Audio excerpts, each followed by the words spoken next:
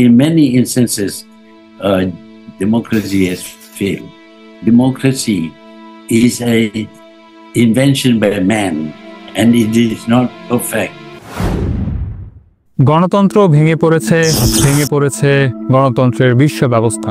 Mahathir মোহাম্মদের 100তম জন্মদিনে এক বিস্ফোরক মন্তব্য। তিনি নিজেই ছিলেন গণতান্ত্রিক ব্যবস্থার অভ্যন্তরে, কিন্তু 100 বছর পর তারই কণ্ঠে উচ্চারিত হলো গণতন্ত্রের শেষ যাত্রার কথা। এই সিস্টেম ব্যর্থ, এটা মানুষের অধিকার নিশ্চিত করতে পারে না, এটা একটা ইউটোপিয়া। আজ আমরা জানবো মাহাথির মোহাম্মদ কেন এই কথা বললেন। সত্যি কি গণতন্ত্র ব্যর্থ? কেনই বা মুসলিমরা চাচ্ছেন তাদের ব্যবস্থা হোক খিলাফত? আসসালামু আলাইকুম, আমি লিখন, ঢাকা বিশ্ববিদ্যালয়ের একজন শিক্ষার্থী। আজকের এই ভিডিওতে বিশ্লেষণ করব কিভাবে গণতন্ত্র এক ব্যর্থ শাসন ব্যবস্থায় পরিণত হচ্ছে এবং কিভাবে খিলাফত একটি জাতিকে মুক্তি দিতে পারে। গণতন্ত্র মানে ছিল জনগণের দ্বারা জনগণের জন্য জনগণের শাসন, কিন্তু বাস্তবে কি হলো? ভোট হয়, কিন্তু প্রার্থীরা বাছাই করে ক্ষমতাশালী গোষ্ঠী।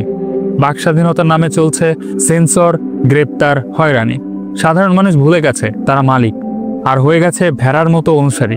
গণতন্ত্র আজ কেবল ভোটের সংখ্যা গণনা, এখানে মানুষের কোনো মর্যাদা কিংবা কোনো মূল্য নেই।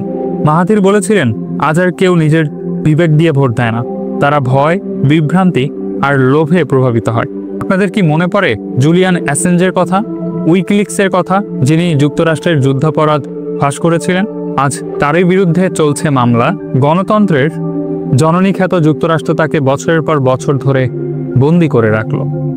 ফ্রিডম অফ স্পিচ, এটা একটা শুধু স্লোগান, আর যদি সত্য কথা বলা হয় তাহলে সেটা হয় সিকিউরিটি থ্রেটস। ফিলিস্তিনের পক্ষে কথা বললে গণমাধ্যম থেকে সরিয়ে ফেলা হয়। ইউরোপে কেউ হিজাবের পক্ষে কথা বললে বলা হয় রেডিক্যাল। ভারতের মতো দেশে সরকার বিরোধী পোস্ট দিলে হয় রাষ্ট্রদ্রোহ। সুতরাং বাক স্বাধীনতা এখন ক্ষমতার অধিকার, এটি সাধারণ মানুষের জন্য নয়।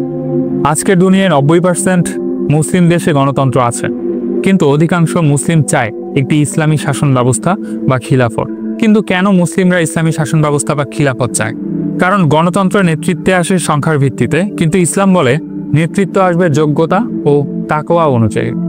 গণতন্ত্র বলে আল্লাহর হুকুম সংসদে ভোট পাশ করতে হবে, কিন্তু খিলাফত বলে আল্লাহর আদেশই চূড়ান্ত আইন। মাহাথির এও বলেন, মুসলিমরা আজ বিভক্ত কারণ তারা পশ্চিমা কাঠামোর অনুকরণে চলছে, তাদের নিজস্বতা হারিয়ে গেছে। সুতরাং অনেক মুসলিম তরুণ বলছে, আমরা গণতন্ত্র চাই না, আমরা খিলাফত চাই, আমরা ইসলামের ইনসাফ চাই, ইসলামের একটা সমাজ ব্যবস্থা চাই যেখানে ইনসাফ প্রতিষ্ঠিত হবে, যেটা গণতন্ত্র দিতে পারছে না। এখন প্রশ্ন হলো, গণতন্ত্র কাদের জন্য কাজ করে, ধনী নাকি গরিবের জন্য? আজকে গণতন্ত্র অর্থনৈতিকভাবে নিয়ন্ত্রিত। মার্কিন নির্বাচনে কোটির পর কোটি ডলার খরচ হয় বিলিয়নিয়ারদের অনুদানে। বাংলাদেশের মতো দেশে পয়সা থাকলেই সংসদ সদস্য হওয়া যায়। ভারতের মতো দেশে প্রার্থী নির্বাচন হয় ব্যবসায়িক যোগসূত্র দেখে। অর্থাৎ গণতন্ত্র আর সাধারণ মানুষের জন্য নয়, এটা এক এলিটদের খেলা।